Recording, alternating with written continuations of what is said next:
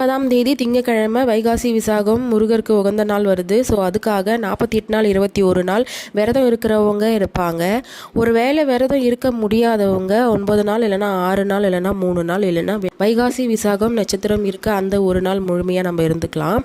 விரதம் இருக்க முடியாதவங்க வைகாசி விசாகம் அன்று உங்கள் வீட்டு பக்கத்துலேயே எந்த முருகர் கோவிலாக இருந்தாலும் பரவாயில்ல, அந்த முருகர் கோவிலில் போயிட்டு ஒரு பாக்கெட் பாலாவது வாங்கி கொடுத்துட்டு வாங்க. அது ரொம்ப நல்லது.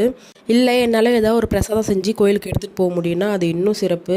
வைகாசி விசாகம் அப்போ நிறைய கோவில்களில் பால் குடம் காவடி எல்லாமே எடுப்பாங்க. ஸோ அந்தமாரி எடுக்கும்போது பக்தர்களுக்கு உங்களால் முடிஞ்சது ஒரு நீர்மோராக இருக்கட்டும், தண்ணியாக இருக்கட்டும், ஜூஸாக இருக்கட்டும், எது வேணால் உங்களால் முடியுதோ உங்களுக்கு இன்னும் போய் கொடுத்துட்டு வரலாம். அது இன்னும் சிறப்பு. நான் எப்பயுமே ஈவினிங் டைமில் கோவிலுக்கு போயிட்டு வந்துடுவேன். அந்தமாரி கோவிலுக்கு போகும்போது என்னால் முடிஞ்ச எந்த பிரசாதமாக இருந்தாலும், ஒரு தயிர் சாதமாக இருந்தாலும் ஒரு 10 பேருக்காவது நான் கொடுத்துட்டு வருவேன். எனக்கு ஒரு மனசு திருப்தி இருக்கும். நீங்களும் உங்களால் முடிஞ்சதை ஏதாவது நீங்கள் பண்ணுங்கள். உங்கள் மனசு திருப்திக்கு நான் இதை பண்ணியிருக்கேன், கண்டிப்பாக அவர் எனக்கு பண்ணுவாருன்ற ஒரு சின்ன மனசு திருப்தி இருக்கும்.